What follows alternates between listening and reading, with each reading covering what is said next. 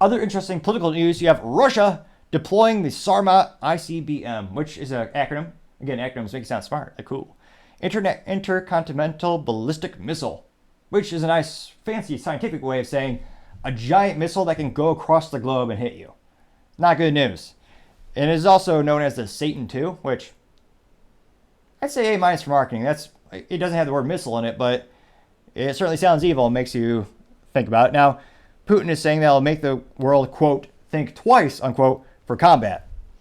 Now, it looks like, quote, the Sarmat strategic complex has been put on combat duty. This from Roscosmos General Director Yuri Bertasov.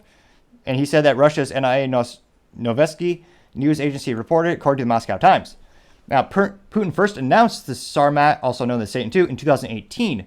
The ballistic missile system is capable of carrying at least 10 nuclear warheads and intended to replace the R-36 ICBMs that are known by the NATO reporting to the name of Satan. And this is a quick news article from good old Fox. And of course, I won't play it, but you have a video from Karine Jean-Pierre.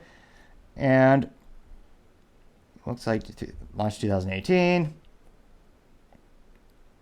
It's like she said, Putin placed Russia's nuclear forces on special combat regime shortly after he invaded Ukraine out of the fear of the U.S. and NATO may intervene on behalf of Ukraine. Well, I'm not going to say. He certainly called it, since pretty much every country on the planet has shipped Ukraine more money and weapons than you can possibly fathom.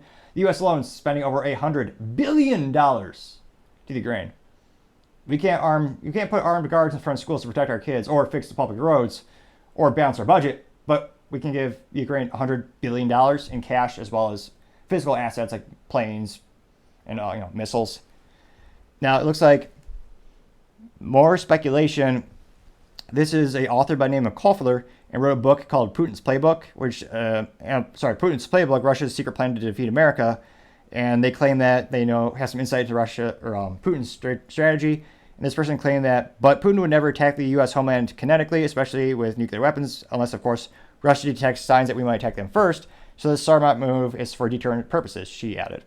Which might be, but perhaps it is an apt metaphor, since everyone thinks, Russia, and there's a fascinating correlation where everyone thinks bears in Russia, so perhaps the metaphor is apt, but don't poke the bear. Like, I don't see any positive from ramping up this conflict. I say what you say about Trump, but I do think he has the right idea in terms of we should be aiming towards peace.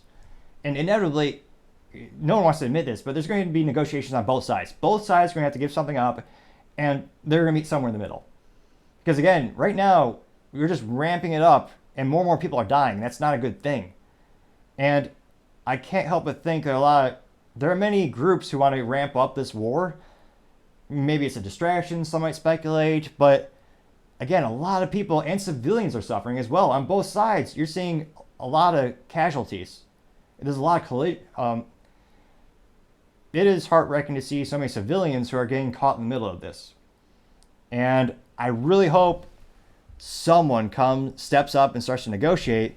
But right now, the incentive structure isn't there. Every country on the world, conceivably, with the exception of China, seems to be shoveling more cash, more weapons into Ukraine. That's not incentivizing them to stop. Quite the opposite. It's giving Zelensky every incentive to keep pushing the war and to keep ruling without elections as well. He famously proclaimed they won't have elections.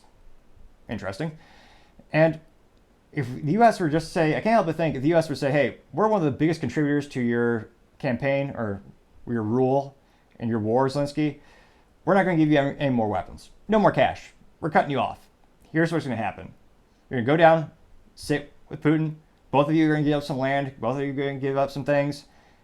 And there's going to be a ceasefire. There's going to be peace. Now, my fear is that it's going to keep ramping up, and Russia will get to the point where they're going to feel like they're boxed in a corner. They're going to feel like there's no more options left. That's when it gets really scary, because when someone thinks they have nothing else to lose, that's when they do some of the most risky behaviors ever.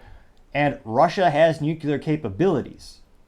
So I fear it doesn't continue to escalate, but right now, with all the data we have, that seems to be what the world keeps pushing to.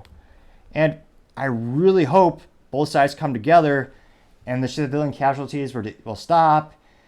And again, hopefully there'll be peace, but right now I'd say that Magic 8 Ball would say it's outlook not good. Let me know in the comments. Do you think this is getting better or worse? Will this show of force be a deterrence, or will it backfire? And now the world might say, well, now this is justification to ramp up the war. How do you think it'll be interpreted on a world scale?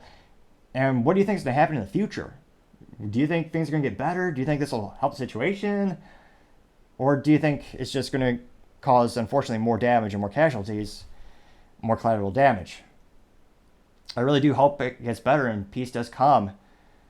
But I'm afraid it does look like it's going to get worse before it gets better.